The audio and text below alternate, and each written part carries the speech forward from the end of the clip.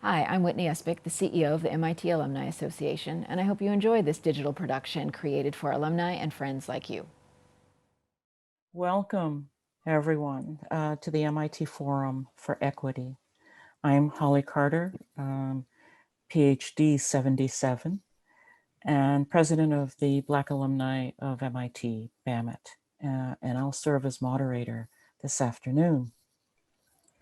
Today's broadcast is sponsored in part by the MIT Federal Credit Union, MIT Professional Education, and MIT Sloan Executive Education, and the MIT Mind, Hand, Heart Community Innovation Fund. We welcome your questions during this discussion. A reminder that these conversations are sometimes difficult and will all benefit from active listening and respectful communication. For those joining us via Zoom, please use the Q&A feature that's found on your toolbar. We'll get to as many questions as we can this afternoon. We'll also open the chat for discussions and networking after our presentations. Joining us this afternoon is a panel of 3 women of MIT, all of whom are working to maintain its world-class reputation by bringing their talents to bear on MIT's environment, on culture, and to improve inclusion and equity on the campus. Sally Haslanger is the Ford Professor of Philosophy and Women's and Gender Studies. Bianca Lepe is a PhD candidate in biological engineering and Rise 4 MIT campaign. And Ufomo Ovianmara is SM20 and a master's student in MIT Space-Enabled Research Group and co-president of the Black Graduate Student Association. We'll post a link to their bios in the chat, and we'll hear from each of them today, and then open the discussion and Q&A up for everyone participating, since we all have a stake in this work and an important work for the campus and for each of us. We'll go by seniority and ask Professor Haslanger, who's in her 3rd decade at MIT and has certainly given these challenges a lot of thought. Welcome, Professor Haslanger. Thank you so much. It's really an honor to be here. And these are issues that mean a lot to me and I feel very deeply about. And so I'm pleased to have a chance to have a broad conversation about them. So I'm going to share my screen. Here's my screen. Okay, so I hope everyone can see it now. I'm going to be talking about systemic and structural racism because I think that these concepts are ones that people might have a vague sense of, but not a very thorough sense of. And they're in the conversation, in the discussion, in public discourse all the time nowadays. And so I'd like to sort of step back, ask some questions about what it means to say that racism is systemic or that it's structural. Now, some of you may already find this, old hat, you're familiar with it. And if so, bear with us because I'm guessing that not everybody is in the same position. And we will be able then to go on together with a common ground of understanding what the terms mean. Okay, so I want to begin with a land acknowledgement. I acknowledge the Indigenous peoples as the traditional stewards of the land where each of us are today, no matter where you're zooming in from, and the enduring relationship that exists between them and their traditional territories.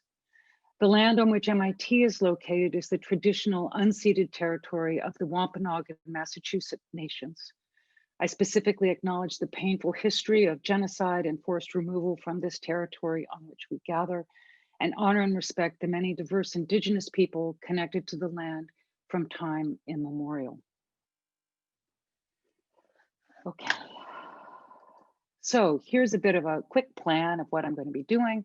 I'm going to talk about forms of racism, in particular, start with personal racism, which I think many of us are familiar with, institutional racism, ask why is racism so durable, and look at systemic racism and white supremacy in particular.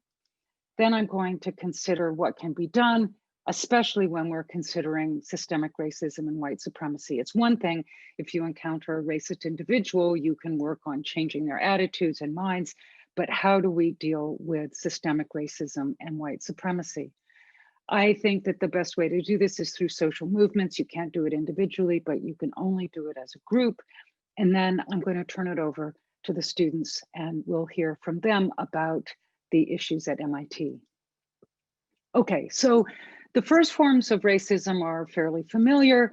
In racist acts, beliefs, attitudes, and behavior of an individual. So bigots, right? There are bigots who are racist, they're explicitly racist, they have pejorative and negative attitudes toward members of certain racial groups. And these can be both explicit and implicit. So explicit racism is the more obvious case of the bigot. It's conscious, the acts are intentional, there's efforts to cause harm to certain groups of people. Implicit racism has emerged only much more recently. The work of Banaji at Harvard and the implicit association test has been very significant here.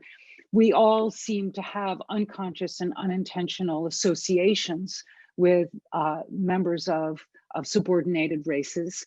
And we seem to act on those, even when explicitly we would deny that there's any kind of racial inequality.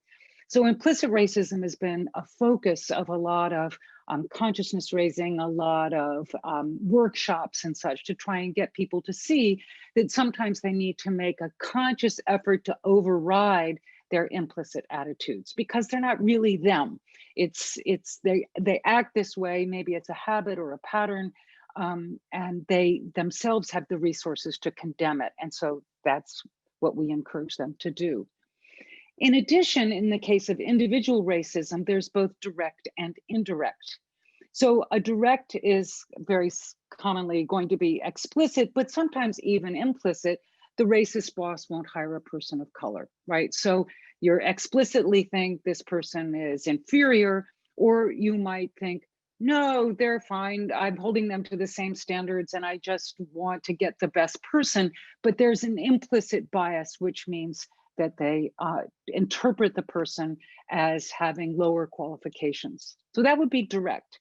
Indirect is going to be where the boss is maybe even, promotes racial integration into workplaces, et cetera, but maybe needs to, maybe is working in a business and knows that the clients are racist, and so makes choices to accommodate the clients that are going to be exclusionary or problematic. So the clients have racist attitudes, and the boss is aware of them, and so makes hiring choices to try and address accommodate the racist attitudes of the clients. Okay, in addition to individual forms of racism, there are institutional forms.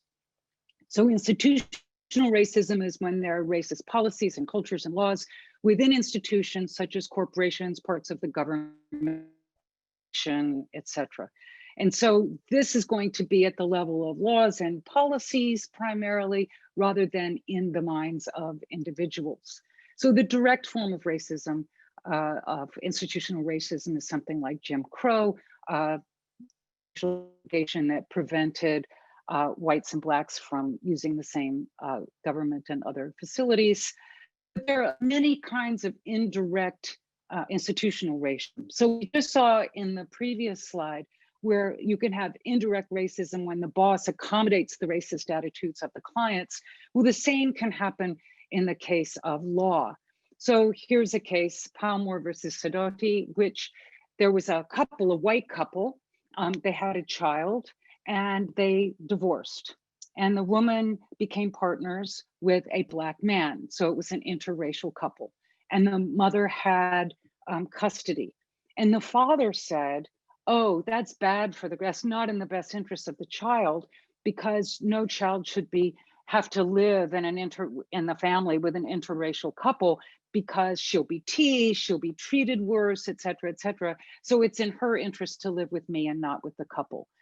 So what it seemed, what the claim was, is that you ought to accommodate the prejudice of her peers, accommodate the prejudice of the people in the world she's living in. And since they're prejudice against interracial couples, she ought to live with the father. And the court rejected this claim. The court said, no, I'm sorry, you cannot accommodate private prejudice. Another example of a law that is an issue is when you maintain a racist history. So in Ramos versus Louisiana, which is a fairly recent case, the Ramos was on trial for second-degree murder and was found guilty in Louisiana by a jury that was non-unanimous. It was a 10-2 decision. Only Louisiana and Oregon have the option of convicting someone with a non-unanimous jury. And this emerged, the non-unanimous juries emerged as part of a racist strategy, so that if a white person was on trial, that even if 2 Black members of the jury said that he or she was guilty, that person could still get off, right? So, or sorry, it was the other way around. Sorry, it didn't have to be unanimous. So you could convict a Black person based on 10 rather than 12 convictions in the jury.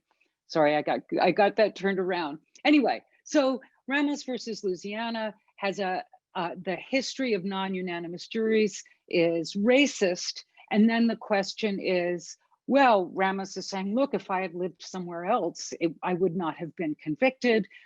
This is problematic. And the Supreme Court agreed. And so Ramos was not convicted on the basis of a 10-2 vote. Another case is when the law helps exacerbate effects of longstanding prejudice. So Washington v. Davis. So this is a fairly familiar kind of case. So you see it's in 1976. It's a fairly old case, but it has had, it did have effects. So in this case, there were 2 Black men who were trying to join the police force in Washington, D.C., and there was a test that all of the prospective officers were asked to complete. And the 2 men said this was a test that, on the whole, Black people were less likely to pass. It was a kind of test of speaking and public speaking and such. And they said that Blacks were less likely to pass this test, but it wasn't a test that was relevant to what was required of police officers in the positions they were applying for. So it was an irrelevant test that was discriminatory in the sense that it had a disparate impact. Okay, so the court actually did not uphold their claim and said, no, disparate impact is not sufficient. You have to have a bad intention, a racist intention, in order to convict in this kind, or in order to give them relief in this kinds of case. So those are clear kinds of cases. They're kind of sample cases of how institutional racism can occur as accommodation or maintaining a history or given a background of prejudice. So there are a lot of ongoing struggles. Voter ID laws is an example, restrictions on early voting. There are going to be areas where people of color are working full time and they're not going to be able to have time off to go to work because maybe they have to pick up their child from childcare, et cetera, et cetera. And so photo ID laws and restrictions on early voting tend to have an impact on racial representation because they affect who can vote, for whom it's easy to vote. Housing, of course, zoning and redlining historically has prevented Blacks in particular from buying homes in particular areas. The education, pandemic education pods is another very recent one where children parents are encouraged to form pods of people who are going to study together, play together, spend time together. And this sort of undermines some of the diversity that is attempted in public education, because people tend to form education pods with people of the same race. And as we know, white people tend to be more affluent and have more educational opportunities. And so it causes disparate educational impacts if we do that. And of course, criminal justice, which has been a major issue this past summer on the ways in which police treat people of color and Black and brown people. And it's not just the bad apples, the bad actors in the criminal justice system, but the criminal justice system has historically had harsher crimes for crack than, say, powder cocaine, et cetera, et cetera. And these are systematic problems that you find in the criminal justice system. And of course, the immigration challenges. In addition to these, I've focused a lot on policies and laws, but we have to be aware too that informal norms are also a source of institutional or structural racism. They play a role in things like, oh, you have to look professional for office work. Oftentimes that means you can't wear dreads. Expectations regarding dress, you have to, dress in a certain way that looks very conventional according to white standards. Accent and speech norms, these are the sorts of things that can systematically prevent Black and brown people from gaining access to education and to good jobs. Okay, I see that I'm running out of time already. Hard to do that. Okay, intersectionality. Let me at least talk about this. Kimberly Crenshaw raised a case in DeGraff and Reed versus General Motors, where a number of Black women filed a case against General Motors saying that the Black women that were discriminated against as Black women. And they lost the case because they were told that they could make a claim against General Motors as women or as Black, but there was no basis for them to no law that allowed them to make a claim as Black women. The problem is, if Black women are grouped with all women, then if most non-Black women don't suffer discrimination, then a claim based on gender is not warranted. So it turned out that in General Motors, most of the secretaries and clerical staff were women. They were mostly white women. And so General Motors said, we don't discriminate against women. But notice that if Black women are grouped with all Blacks, then most Black men don't suffer discrimination, then a claim based on race is not warranted. So here it was the case. I mean, although the picture is men in ties, at General Motors, the men were on the line and producing the cars, and Black men were well represented on the line and producing the cars. And so Blacks as a group were not discriminated against because they had the jobs on the line. Women as a group weren't discriminated against because women tended to have jobs, clerical jobs, but Black women were discriminated against. And this was a problem that Crenshaw noted, that we can't just think in terms of Black and white women and men, because sometimes Black women are going to suffer discrimination in ways that are systematic and structural, and we have to have a way of taking that into account. So the worry is that the oppression of Black women is invisible to the law. Now, the lesson is that it's not just race and gender that are going to be relevant, but class and religion and history and heritage and language and all of them. And if we fail to recognize how different social categories overlap and interact, we're not going to be able to recognize how justice affects different groups differently.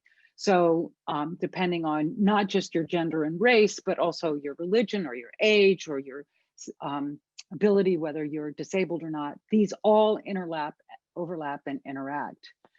And there's a further risk that efforts to address one form of injustice will perpetuate other forms. So if you just try to address race and don't take into account that Black men and women experience race differently, they have different issues that are important to them, and you just try and deal with race and not gender, then you may end up perpetuating injustice.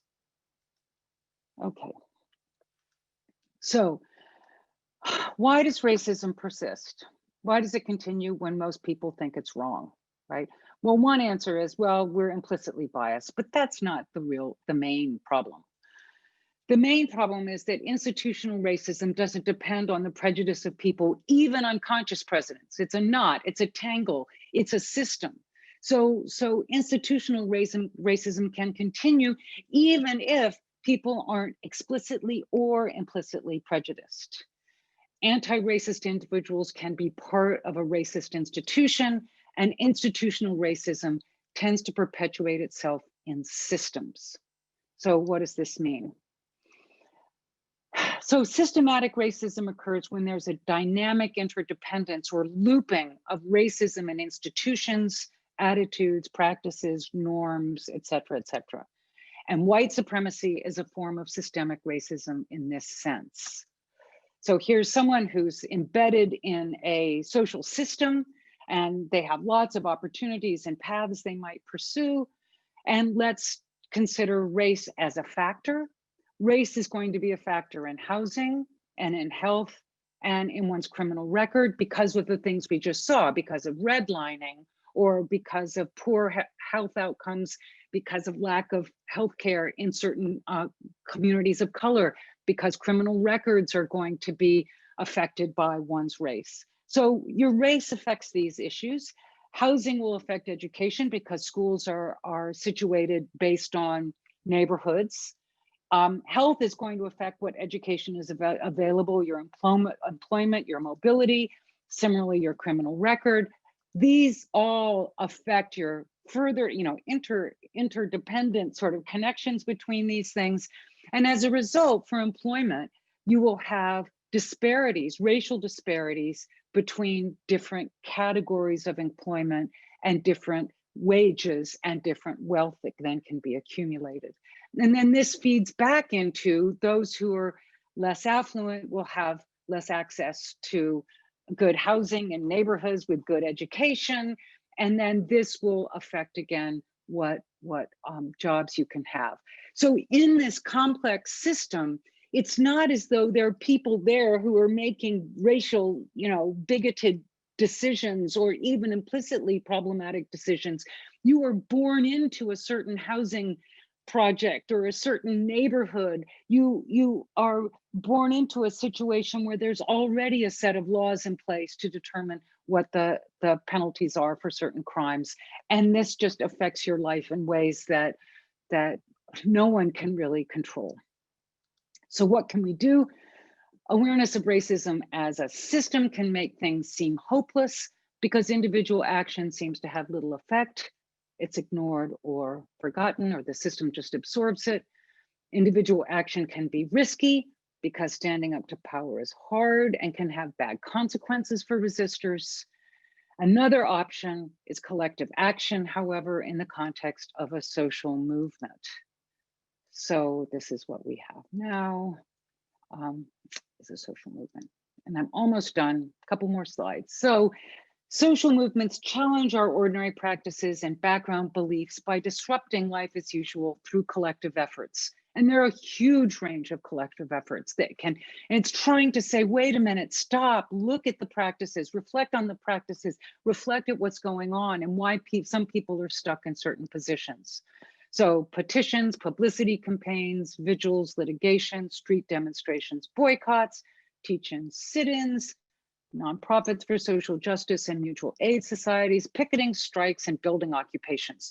These are ways that you can draw attention to the systematic problem, not just the individual problem, but the systematic problem that situates individuals of color at, in lower social statuses, with less income, with worse life prospects and all of that. So because people unthinkingly conform to policies and norms on the assumption that others will as well, a refusal to comply creates opportunities for learning, collective reflection, and change. Okay, so now I'm transitioning. What's being done at MIT? What are the main issues? How are they being addressed? And who is involved? And I turn it now back over to Holly. Thank you so much, Professor Haslanger. a very concise overview of our topic, and Sorry that hopefully, I went on a little longer than no, promised. no, that's absolutely fine. I think it provides a good foundation and base for our discussion today. So now we'll ask each of our student panelists to share more about how the organizations that they lead on campus are aiming to address some of these challenges at MIT. And I think we're going to start with Ufomo Ovimbara, and then once Ufomo's finished, we'll then move to statements by Bianca Lepe. So Ufomo, I'm going to turn this over to you. Thank you so much. Hello, everyone. I'm super happy to be here. So my name is Ufoma. I'm a alum of the Media Lab program, and then I'm also a PhD student in Aeroastro now. And I'm also the co-president of the Black Graduate Student Association.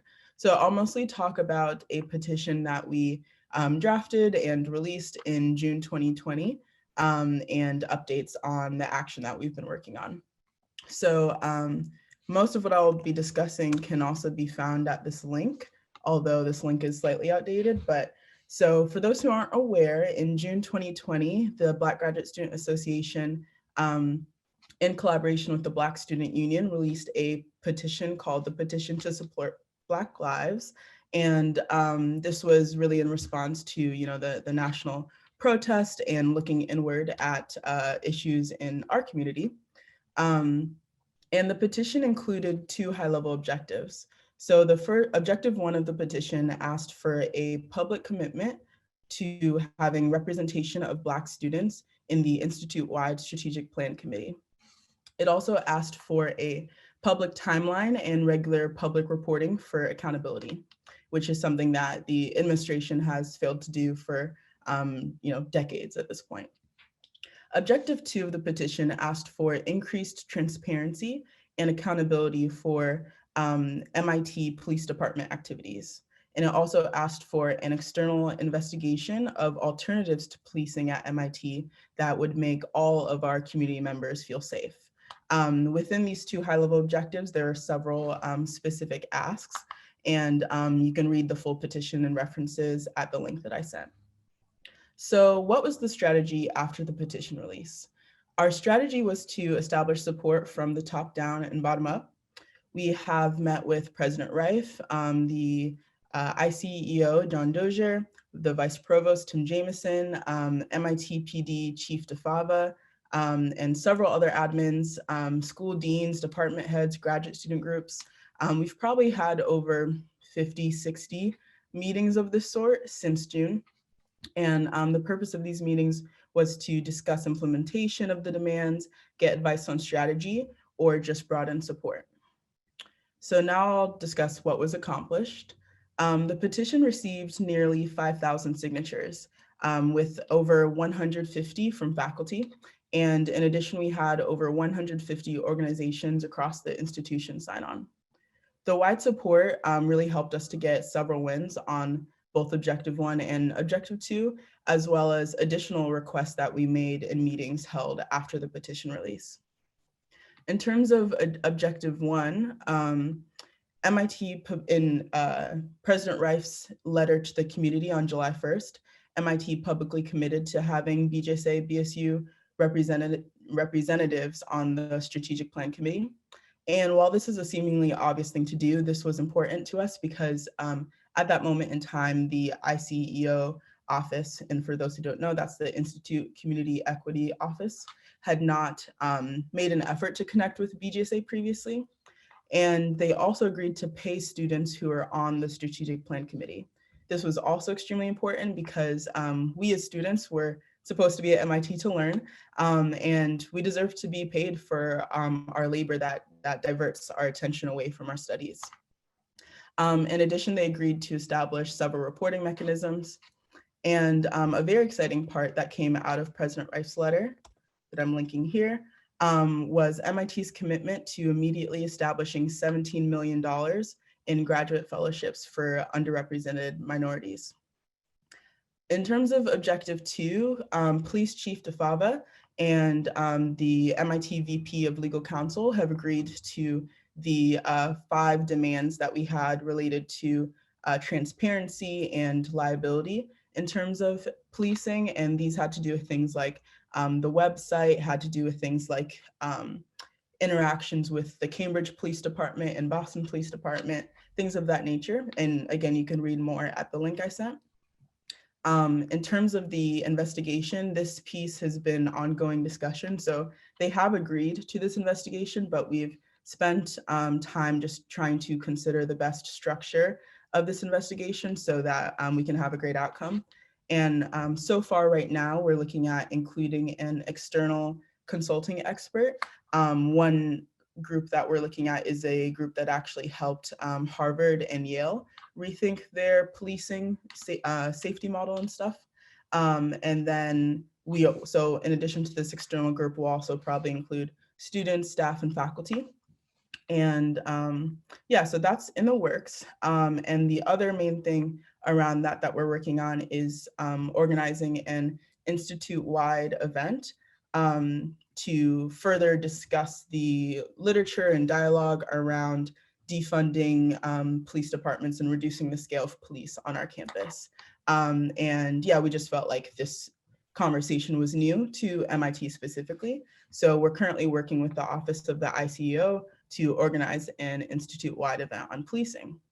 And lastly, we also over the summer began a partnership with Graduate Students for a Healthy MIT and the Graduate Student Council to collaborate on demands to address harassment and discrimination at racism at MIT unrelated to policing. And Bianca will be discussing that further. I look forward to answering any questions. And if you want to contact me directly, you can email me at this email here. Thanks.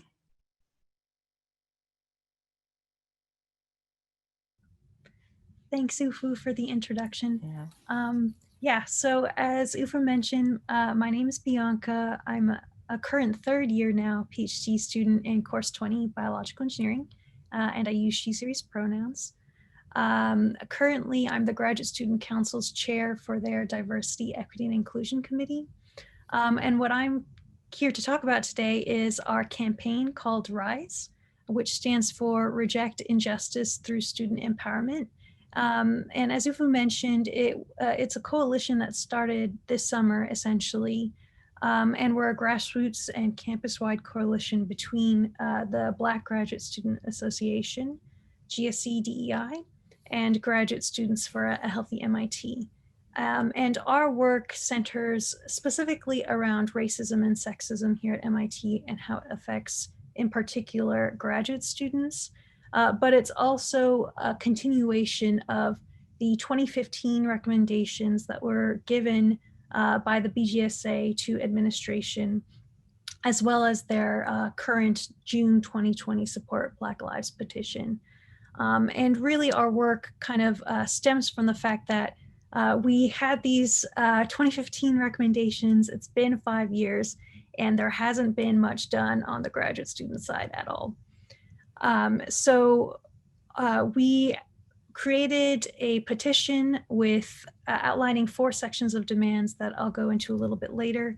But we've gotten 1,000+ signatures from various sectors of the community, so faculty, students, staff. And we've been engaged in a lot of meetings, town halls, and small groups to socialize some of the changes that we want to see at MIT. We've also been collaborating with a lot of the key offices that were mentioned previously by Ufoma in terms of like the Institute Community Equity Office, Mind, Hand, Heart, the Institute Discrimination and Harassment Response Office. And you can see our full petition on our website, which I will link in the chat right now to everybody. So it's our full petition is on there. We have kind of 3 outlooks on it. There's the big overview, there's one with slightly more detail, and then there's our thorough report that we made. And basically our demand set is a product of extensive research that we did, done by dozens of student advocates. We looked at our past institutional reports here at MIT on diversity. We looked at national reports by experts in the field, and we looked at some of the best practices from our peer institutions to see what MIT could do to improve. And our four main sections to our campaign and our petition revolve around graduate admissions and faculty hiring, specifically to look to increase both underrepresented minorities and women. We talk about, in one section, about increasing the resources for education and support.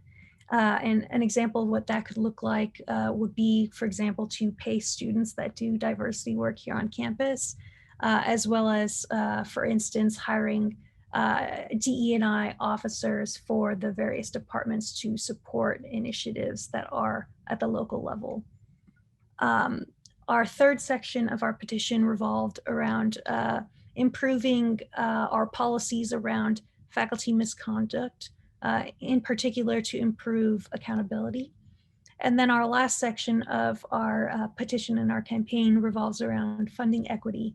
So to ensure that all graduate students are paid for the entire year that they're working. And our coalition really wants to make a lot of positive change here at MIT. We really want to see meaningful financial and strategic commitments. And so we're working closely to incorporate some of what we want to see changed, kind of wrapped into the strategic plan that's being made. We really want MIT to have a clearly delineated timeline that's both ambitious and actionable. And we want to have more robust institutional support for community-specific implementation and measurement. And that can be done by the DE&I officers that I mentioned earlier. And lastly, we really want this whole process to be as transparent and as actionable as possible. And so far, we have been having several meetings across campus. It looks like that some of our campaign demands will be met. Specifically, there's been some wins in terms of trying to support, for example, funds for students who want to switch lab groups, for instance. We're currently in talks with the chancellor to talk about the policy reforms on faculty misconduct. And lastly, we have students that are involved in the steering committee for the strategic action plan to try and wrap in some of our other demands based on admissions, for example. So it's all really exciting. And thank you again for inviting me here, and I'd be happy to take any questions. Thank you, Foma and Bianca. Very helpful to know what the students are doing in this space as well. We're going to open it up now for audience Q&A. A reminder to our alumni viewers to ask questions of our guests today using the Q&A feature in Zoom, where you can also upload questions you'd like to hear discussed. I see 3 questions here, all right now directed to Professor Haslanger. The first 2 have to do with laws that you identified. One asking what your thoughts are with regard to the current and potential Supreme Court lineup, noting is there any hope for just decision making with this lineup? And then I'm going to add to that a question related to, are there any studies on more subtle stacked institutional racism, so that looking at any one law or rule is not racist, but when you put them together, then it has a racist outcome. So let me start with those 2, Professor Haslanger. Thank you. Well, I do think that there are issues with the current Supreme Court and the loss of Ruth Bader Ginsburg is a great loss to all of us. I don't actually have much encouraging to say about the prospects for a Supreme Court if Barrett is confirmed. I think there's the court is still quite focused on explicit, intentional discrimination, and that's the sort of thing that very likely will continue to be upheld on the part of the court. But systemic racism and structural racism do not seem to be as pressing for the court, in part because they have along the way. I mean, this is perhaps part of what the issue is. So let me just step back one little bit. Laws can only do so much. Laws can't solve all the problems. Brown v. Board of Education, which made school segregation illegal in 1954 and 55, did not even begin to be implemented into the 60s. And it wasn't until the Civil Rights Act that there were real changes, and the Civil Rights Movement, that there were real changes to the system of education. It was a law that was, a good decision on the part of the Supreme Court, but it didn't have the effect that people had hoped it would have until much later. So culture plays a huge role. Culture can move us forward as well, even if the law is behind. So I think on LGBTQ rights, culture was leading us for a long time, and eventually the law caught up. So there's sometimes culture holds us back, and sometimes culture moves us forward. And any progress we're going to make is going to be an interconnection between the culture, which is affected, among other things, by social movements, and what the law can see. At the moment, the law is very concerned about being facially neutral, not talking about race, not making race be an issue. This is a problem because colorblindness is not a solution if you've got people who've been historically treated very differently. If you have people historically treated differently and then you say, oh, we're not going to pay attention to race, then that perpetuates the difference, those inequities. And so what we need is a court that's going to recognize that that history is there, and being facially neutral is not sufficient to address it. But the current court, and the court as we anticipate it will be within a month or so, doesn't take that very seriously. So those are a problem. But quickly on the issue of one of the issues that I've studied some on stacking up of what might appear to be neutral laws and policies is child welfare. So even my children are adopted, and so I'm very familiar with the child welfare system and how this works. And children of color are removed from homes at a much higher rate than white children are removed from homes, often when the situations are not that different. And there's a system of, laws and policies that have to do with incarceration, the incarceration of Black women more often than the incarceration of white women, the children who go into foster care, how that affects the rights of the children and the rights of the mothers, etc. There's a huge pattern there. Also poverty. Children can be removed from homes just due to extreme poverty. And we know that there's a huge wealth gap and income gap as well. So there's one book by Dorothy Roberts called Shattered Bonds that I've actually written on a bit, and how poverty and criminalization of people of color ends up with children being taken from their homes, right, from their parents. And then this puts them in foster care, and the outcomes for children in foster care are absolutely terrible. Systematically, and they very rarely do they graduate from high school, and more often than not they end up incarcerated. So it's again one of those terrible cycles. But you see sometimes that the social workers are saying, I had to take the children away because they had nothing to eat, right? And so the social workers are thinking, I'm just trying to help the kids. Anyway, it's a long and very upsetting story. Yeah, thank you, Professor Haslanger. I also have an adopted child, and so understand some of the inner workings of that system. We had a comment in from one of our alumni. First of all, congratulating both of our student presenters in terms of the rigorous work that they're doing through their organizations. But I also wanted to ask them, we've talked a lot about what your organizations are doing, but clearly one of the key issues regarding race and racism is impact.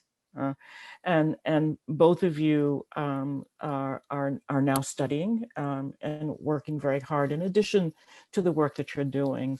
But on a personal level, how have these issues of race and racism impacted you as students during this national context that we're in and on the campus as well? So I'm going to ask each of you just a very brief response, but I think really important for us to understand not just what the intellectual sort of focus is on this, but impact. So Foma, Bianca, can you share with our audience a little bit? I can go first. Mm-hmm. So yeah, I would say I'll comment on two things. One is kind of pre the summer's national movements and stuff. So I think during my master's, the main issue I experienced was like imposter syndrome. And for those who don't know, this is a issue where you, if you're the minority across some identity group you have, you may feel unwelcome due to just being aware of your identity, and then maybe other external factors making you more aware of that identity and how you're different. I also mentioned I was in the Media Lab program.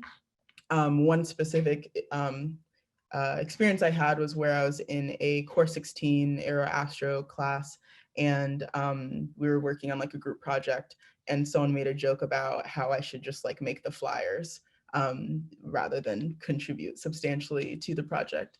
Not sure if this was, purely because Media Lab has this, aura of being artsy and fartsy or whatever. I'm not sure if that was also based off of my identity. I'm not sure, but it was definitely an alienating experience. And then on the other hand, in terms of like not racist or marginalizing experience, but what it means to be Black while being at MIT. So, after the movements and after we released the petition, the amount of effort and time that I've spent emails and meetings and stuff, it's been really challenging. I was getting emails from not just people across MIT, faculty, who wanted to help, admins who wanted to help other student groups, but also people from other schools emailing us, wanting to talk to us for support, getting advice on how to be less racist in their own respective organizations. And it's like, exciting to see the positive intents and interest, but it's also still extremely burdensome and tiring where I'm not able to focus on my primary research and education because I'm expected to help everyone else be less racist. And yeah, that's hard.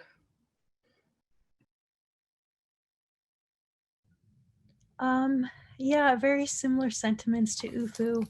I would say that, I feel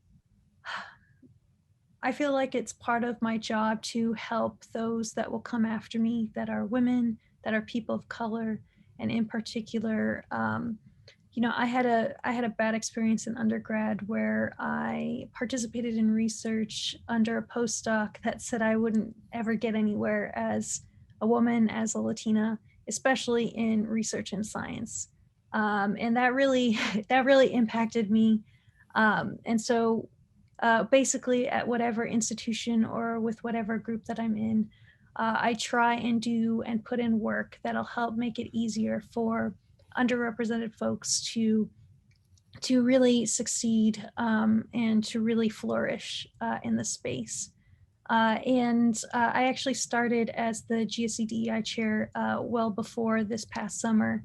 And just noting the difference in terms of the human capacity that, we're getting a lot more volunteers now. People seem to be more engaged. But if I could tell the community something, which I heard last week from a colleague that I thought was a great analogy, is that a lot of this work, especially work, against anti-Black racism, it takes a lot of effort. So it's like having a plant. You really need to take care of it and water it over a long period of time. You can't just do it once and you're done. So I hope that, a lot of our community works towards making MIT a more equitable place long-term. Thank you. Thank both of you. We've got a number of questions here, and if we're not able to have all of the questions answered live this afternoon, those questions will be answered by our panelists. And so we're going to still try to get to as many as we can. There's a question regarding how alumni who are concerned about inequities in faculty representation, POC and women, to support the efforts of RISE and other groups and coalitions to conduct research. How can alumni help in these areas? And it would be interesting to hear both from Professor Haslanger as well as from our students in terms of how those of us who have been there and gone on can come back to support these efforts on campus. So Professor Haslanger, I'll start with you and then hear from our students.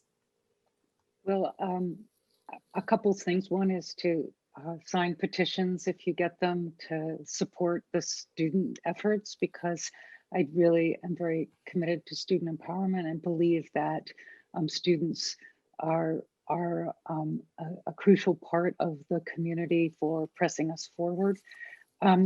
Right to members of the corporation, right to the chair of the faculty. This is sort of emails or whatever, right to the provost and the president. Try to, sort of let your voice be heard. I mean, I've been writing postcards to people. I guess it's one of those, it's like election. And I'm writing postcards to people in swing states saying, your vote is your power, or, whatever. And although I'm a believer in social movements, we can become part of a social movement. So you might think that your single email will not make a difference. But if there are 300 emails, it makes a difference. It's like voting. It's voting. One vote is that's not, what's that going to do? You feel like it doesn't do anything. But when there are 300 votes, it makes a difference. So I think one of the things to do is to write to people, express your concerns. Also try and contact faculty and graduate students and undergrad groups and say, is there a place where we can work together to move these issues forward? The ICEO, John Dozier, you could write to the ICEO office and say, I'm an alum, I would like to do something. Get the alums of color to organize and to sort of write a petition of their own. I'm an activist, you see. So I think taking strength in your voices, plural, and getting multiple people to write, that would be my suggestion. Thank you. Ufoma, Bianca? Yeah, definitely echo everything that was said. I have two other pretty specific things that I think alums can help with. One, I think one of the most controversial things within the RISE demands, but then also one of the most critical, is having department level diversity officers or diversity officers for a cluster of departments. That there's a lot of pushback from that from different ends. Some around just like whether that's the right process, some complaints about finances, that's, not an actual complaint, but I would recommend, in addition to this one, looking at the rest of demands, and if there are specific demands that you support, writing about your support for those specific demands to department heads and to the administration as well. The second thing I was going to suggest is the demands that require like financing and stuff. I'm not sure what the MIT alum donation structure looks like, but if you're allowed to like ask for your funds to be used for a specific purpose, some of the things that we're asking for are fee waivers for underrepresented minority applicants. So if you're allowed to ask that your donations be used specifically for that, that would be great. We also mentioned paying students who do work related to DE&I. So yeah, those are some ideas. Thank you. Bianca? Yes, I was actually going to underscore what Ufu said at the end, which was the supporting monetarily wise. I think over the course of the 2 years that I've done diversity work at MIT, what I end up running into at the end of the day is that the Institute does not have enough funds that are specifically earmarked for diversity, equity, and inclusion. So I would suggest that if, as alumni, you are donating, you ask that your funds be used for DE&I initiatives. And really, actually, I would ask you to write to the Institute and call on them to raise funds and have a campaign specifically to raise money for these types of issues and to help support student initiatives. Because as far as I can tell, we haven't really had a big campaign on raising funds for diversity, equity, inclusion at MIT. And really, that's where it can be the most helpful because then we can monetarily support diversity officers for each individual department. We can support paying students substantially for the work that they do, you know. Mm-hmm, mm-hmm. We are close to the end of this session. Time has gone very quickly. We still have some questions, and again, if we weren't able to have them answered live, they're available, and our panelists and/or other members of the Institute will attempt to answer them because all of this is really important, and we appreciate your participation as alumni. On behalf of the Alumni Association, we really want to thank you for tuning in to this MIT Forum on Equity. This broadcast is particularly important. And thank you especially to our panelists, Professor Sally Haslanger, Bianca Lepe, and Ufoma Uviamala. If you have any ideas for topics or speakers in this series or other feedback, please reach out to alumnilearn@mit.edu. We'll be sure to forward all questions asked via the Q&A to our speakers today. Staff will keep the chat window open for discussion purposes for another 15 minutes or so. A reminder that this broadcast will be available on the MIT Alumni Association YouTube channel within a week of today, and that all of our broadcast today has been recorded. We thank you again so very much for joining us at the MIT Forum for Equity, and a particular thank you to our panelists today. Thanks for joining us. And for more information on how to connect with the MIT Alumni Association, please visit our website.